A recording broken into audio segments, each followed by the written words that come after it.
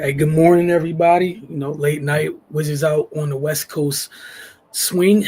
Um, Tough one is the Wizards fell to the Lakers this evening, 111-88. Anthony Davis, LeBron James, big games. AD had a really huge game. Cardell, literally, I think the last time we were on here talking, we were talking about this type of outings Biggs had. This is coming right after the big game Sabonis had when they took on the Kings, and AD had a monster performance this one with 29, 16, 5 assists, steal, and 4 blocks.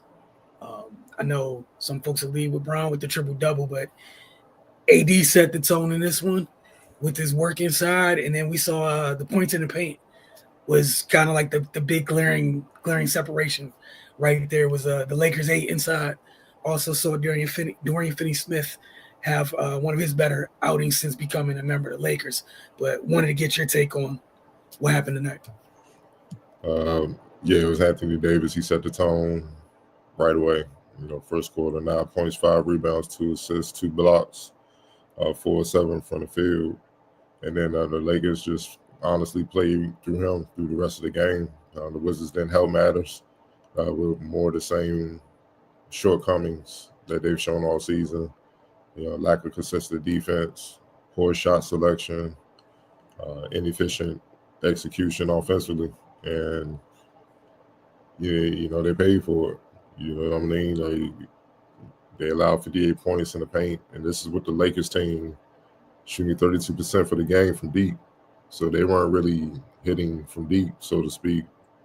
So you can kind of play off of them, adjust, and find other ways or to try defensively to slow them down. But it didn't come to fruition. After AD was knocking on the door of a 2020 game, 29, 16, and 5, 4 blocks, 14, 22. He was dominant.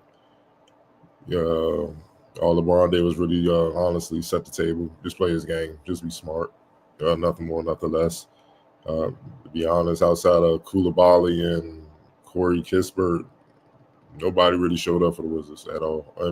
Jonas was pretty solid, had 8 and 7 on 4-6 off the bench in 19 minutes. But no one on the Wizards side outside of those 3 showed up.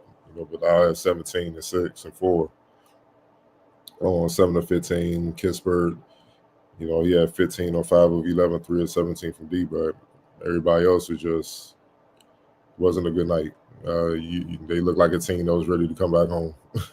and the crazy part is the West Coast trip is just getting started. So, the youngers are learning how much of a grind the NBA season is. You're starting to see it show.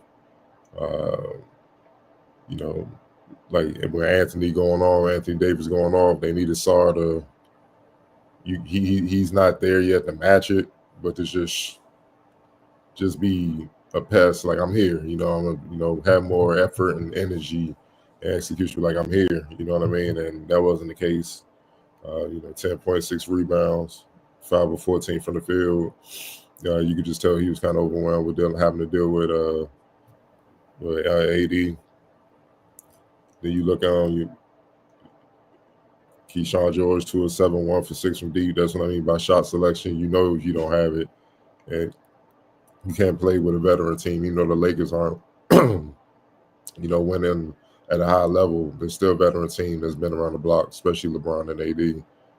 So it don't take much for them to identify where you at tonight and then take advantage of your weaknesses and shortcomings. And then Bub, one of his worst nights of the season.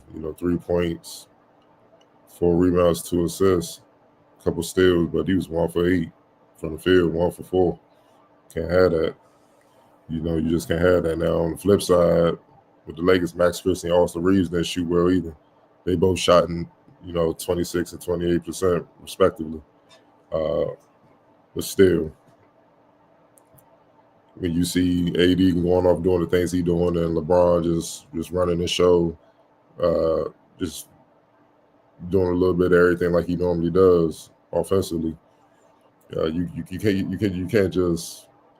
can't be that inefficient on both ends of the floor. You just can't. I don't care. It's still the NBA. I don't care how good the team is or how bad they are. Still the NBA. There's still NBA players on the other side. And if you don't come to play and execute and be efficient on both ends of the floor, you're going to lose by what they lost by, almost 30. So, we're knocking on the door at 30, in between 20 and 30 points. So, again, it's the same old stuff we've been seeing all season. Till that changes. And honestly, the most glaring thing for me, the defense is one thing, but you compound it with the shot selection. It's hard to get back and set your defense when you're always behind. The team is always in transition. And a lot of times when we see in games this season, the common theme is the team is outscoring them 10 plus in the paint. But that's a product of the transition offense. You'll you shoot threes and bad threes and you miss. When you miss, they're long misses. And the opposing team is usually the ones in position to get those long misses. Then they off to the races. They're getting layups and dunks. With that being said, those are points in the paint. And it's hard to overcome that. It's momentum killers. It's deflating. And you got to work twice as hard on offense to try to make up for it. You know what I mean? The next time around. So they got to, again, just like throughout the season, they have a lot of work to do, a lot of things to figure out. Yeah, I thought it was a great point. You talk about the shot selection. It literally is shot selection in the game where nobody's shooting well. You talk about the Lakers not having it. One person had it going from three for the Lakers. It was Dorian Finney-Smith. Outside of him, you talked about what Reeves and oh my goodness, I blanked on his name, but the Lakers start backcourt did not shoot. Thank you, Reeves and Chris. They did not shoot the ball at all. So if that's almost even at that point, literally we watched all the boxes that were checked. They were close enough to the Lakers in a lot of areas. Shot selection. Literally, and that's the thing that you talked about across, as you mentioned, so much this season is those little, every game is a little bit different, but somehow there's an area that another team capitalizes on. Every night it may change. Tonight it was literally just LeBron and AD made sure they got easy baskets. And Washington is showing all year they struggle to get easy baskets. I mean, they're able to get them at times when they get stops, but again, would have been second all season, inconsistent on the defensive end. So it's not something you can rely on to get easy baskets. But we watch in the half court, LeBron, you talk about LeBron and AD again, as long as LeBron's been out there, high IQ, he knows how to orchestrate things to get easy buckets. AD, like you said, running things through him. He was 14 to 22 on a night. And as a veteran, he took 3 threes. He didn't decide to go join folks out there, seeing if he got that going tonight. A whole bunch of, how many times we see him just turn and face, 15, 17-foot jumpers. Outside of that, we had a clip up where I think he threw a lob to Rui cutting or finding other folks cutting back door.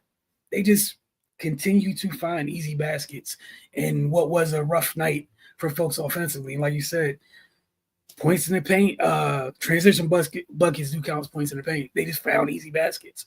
And Washington wasn't able to. That issue they have of settling for threes really bit them in this one. We saw at was it late third quarter? They had got it to single digits a couple times. They had it in that area.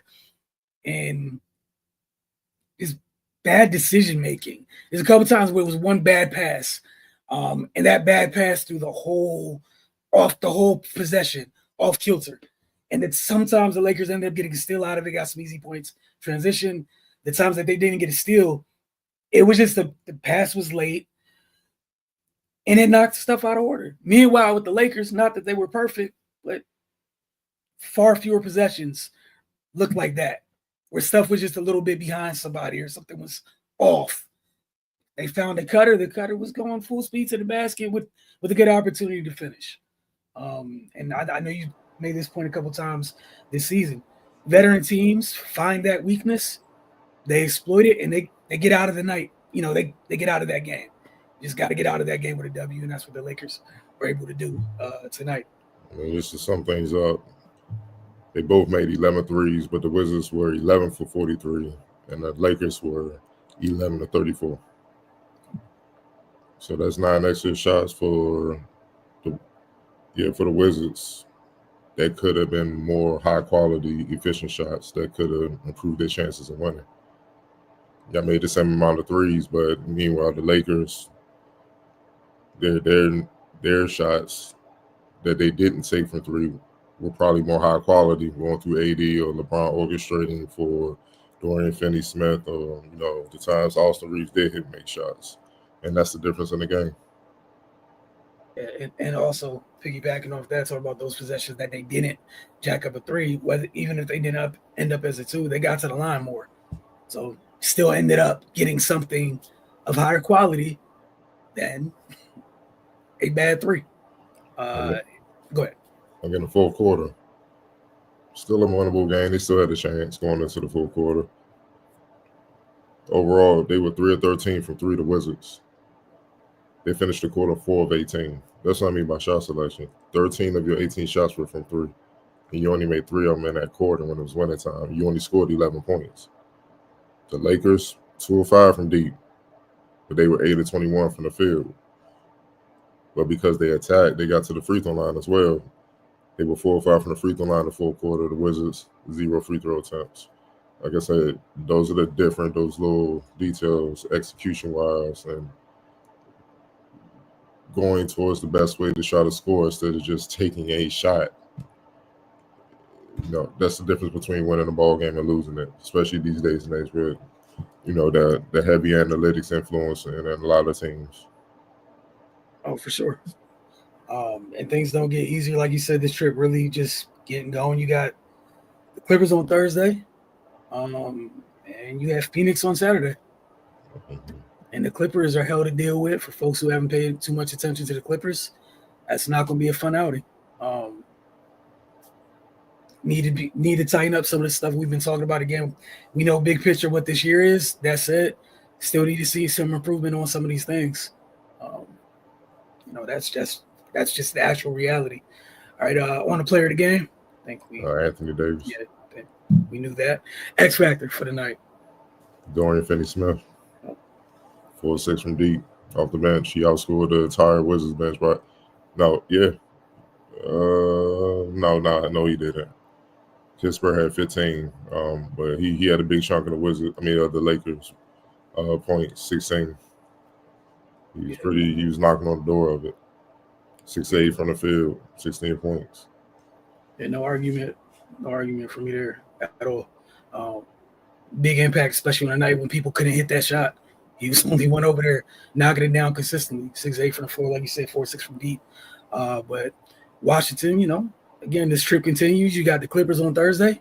We'll check in with you guys about the same time come Thursday evening / Friday morning to see how the Wizards fare against the Clippers.